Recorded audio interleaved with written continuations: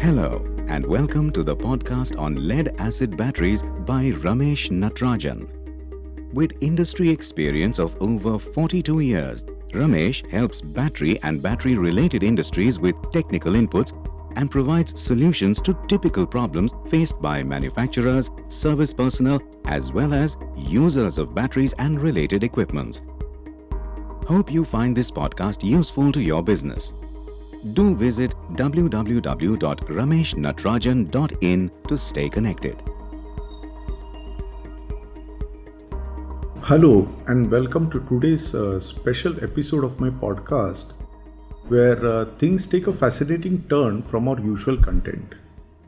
In this episode, I will be sharing an extraordinary story which can be seen as a captivating case study. This real incident left us astonished, to say the least. To grasp the peculiar behavior of a pasting machine, you will need to stay tuned until the end of this podcast. Let's begin the tale from the very start. During my tenure at UNIK, a company that manufactures machines for battery manufacturers, in addition to producing batteries in-house, we had an interesting encounter. A battery manufacturer approached us and purchased one of our pasting machines. The machine was duly manufactured, supplied, installed, and commissioned. Initially, the machine operated smoothly for about a week. However, things took an unexpected turn when the buyer decided to ramp up his production. The intention behind buying the machine was to increase the daily paste mix batches from 3 or 4 to an impressive 10 or 12. The machine buyer called up one day saying that he starts the pasting operation every day at around 9 am, but the machine does not deliver satisfactory quality pasted plates after noon. He proceeded to mention that the paste tends to fall off the grids and he handles the plate pasting process by resorting to manual methods. He was upset and wanted our service engineer at his factory at the earliest possible. The service engineer was deputed and he too reported that this was an unbelievable but true phenomenon. The service engineer said he had never experienced such a situation in any of his earlier installations. He called for help and he wanted the senior most worker who had assembled the machine to come over to adjust the paste pressing rollers of the feeder hopper. This person was deputed next. He too struggled with the machine and said that the machine misbehaves at around noon. Mysterious, isn't it? Left with no other option, I had to personally visit the factory to investigate the peculiar behavior of the pasting machine we had supplied. Upon arriving at the factory, the pasting operation began at 9 am and seemed to be running smoothly. As an observer, I closely watched the various stages of paste mixing, paying particular attention to the paste composition. My goal was to ensure that no chemicals were omitted or added extra and that the water and acid were added in the same manner as in the previous 3 batches. They were employing a Sigma mixer for doing the paste mixing operation and their operator seemed suitably trained in the paste mixing process. At approximately 11:30 am, I informed the machine buyer that the batch being unloaded from the mixer might not work with the pasting machine. He found my statement amusing and inquired whether I too was giving up on the pasting machine as it had been proven that it would stop functioning around noon. Undeterred, I suggested we proceed with the pasting operation to see what transpired. The paste was transferred into the hopper of the pasting machine, but unfortunately, it had to be shifted to manual pasting mode. To better understand the situation, I inquired about the cooling water used in the mixer and asked for information about the water circulation mechanism. The buyer showed me a drum located outside the pasting section where water was collected from the machine and then pumped back into the cooling jacket of the paste mixer. The enigma was finally unraveled. The water used in the mixing process started at ambient temperature at the beginning of the shift. However, after about 2 to 3 batches, it became heated as it passed through the mixer cooling jacket.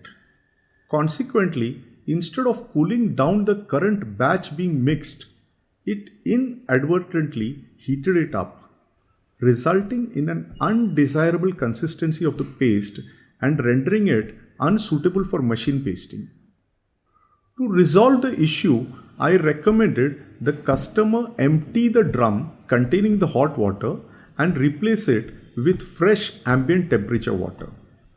Starting the pasting machine with a newly prepared paste using this cooler water proved successful, and the next 2 batches turned out fine.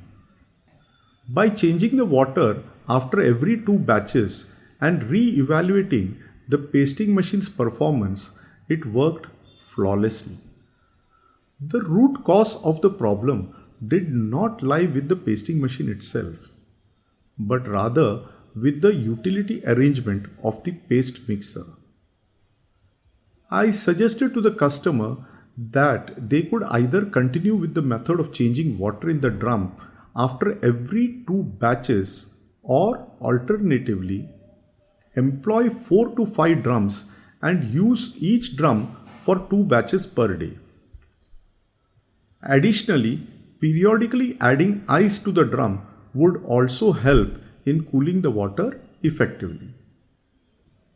Regardless of the chosen approach, I emphasize the importance of closely monitoring and controlling the paste temperature as a critical activity to ensure consistent paste quality and plate production. Indeed, my knowledge and experience played a vital role in resolving the issue, but allow me to share the valuable lessons I learned throughout this entire process. First is, we need to understand the manufacturing process. It is essential, but equally crucial is comprehending the justification or motive behind the various process parameters.